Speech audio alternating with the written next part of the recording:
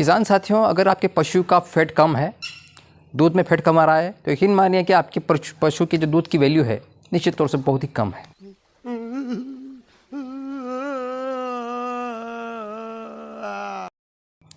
और अगर वैल्यू कम है तो आपका पशु चाहे कितना ही दूध दे, 15 लीटर दे या 20 लीटर दूध दे, उस दूध की निश्चित तौर से जो वैल्यू होनी चाहिए वो नहीं होगी, क्योंकि उसमें फैट की मात्रा कम है। जी हाँ, तो फैट की मात्रा कम है तो हम उसको कैसे बढ़ा सकते हैं, तो आज की वीडियो में इन्हीं मुख्य बिंदुओं पर चर्चा करूंगा। तो आज की वीडियो निश्चित तौर से आप कंप्लीट देखिएगा। इसमें आपके जो भी क्वेश्चन है निश्चित तौर से आप अपने पशु का फैट जो है निश्चित तौर से बढ़ा पाएंगे। तो किसान साथियों, सबसे पहले आप ये जान लीजिए फैट क्या है। फैट क्या है, फैट किसे कहते हैं और हम कैसे बढ़ा सकते हैं।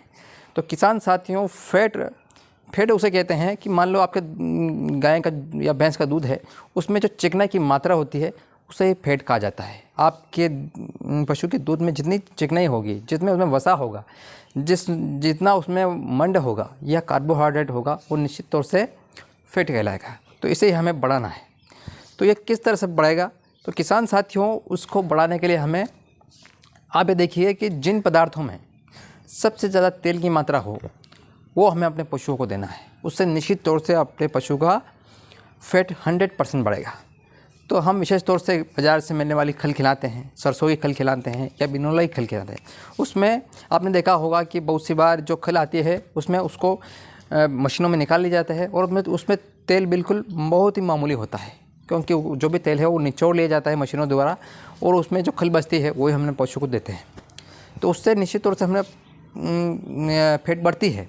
लेकिन हमें ऐसा क्या देना चाहिए जिससे हमारे पशुओं का फैट 100% बढ़े।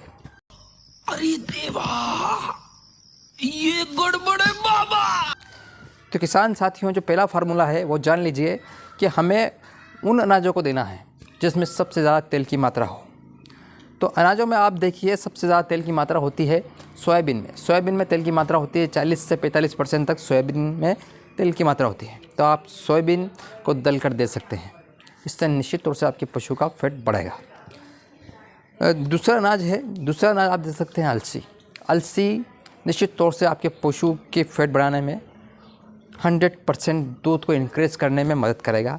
तो आप अलसी दे सकते हैं। अलसी से पशु को बहुत से फ़ायदे होंगे, तो आप अलसी भी दे सकते हैं।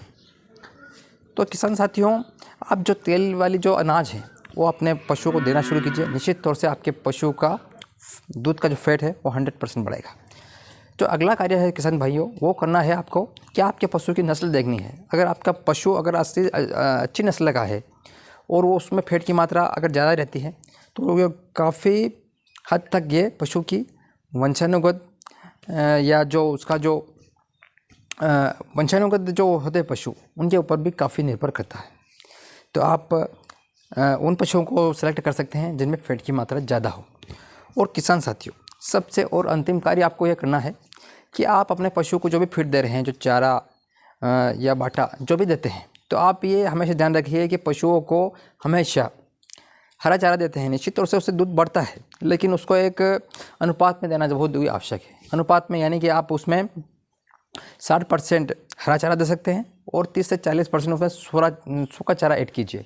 उससे भी निश्चित तौर से पशु का जो फैट है वो मेंटेन रहेगा। इसके अलावा आप ये देखिए कि अगर पशु ताज़ा ब्याहा हुआ है, यानी कि वो 2-3 महीने हुए, 4 महीने हुए, 3 महीने तक तो पशु का फैट निश्चित तौर से नहीं बढ़ेगा। आप उसे कोई सा भी फैट दे दें, उसका फैट नहीं बढ़ेगा। तो अगर इन बातों को अगर आप ख्याल रखते हैं और उस हिसाब से अगर हम अपने पशु को फीड देते हैं, और विशेष तौर से आप ये याद रखिए कि अपने पशु को तेल वाली अनाज दे, या आप अपने पशु को सरसों का तेल या बिनौला का तेल निश्चित तौर से अपने पशु के बाटे में 100 ग्राम ऐड कीजिए। आपके पशु का जो फैट है वो 100% बढ़ जाएगा। तो किसान साथियों, अगर वीडियो अच्छी लगे तो एक लाइक करें। आपके सामने एक बड़ा सा रेड बटन है। हाँ, है। दबा दिया, आगे बोलो।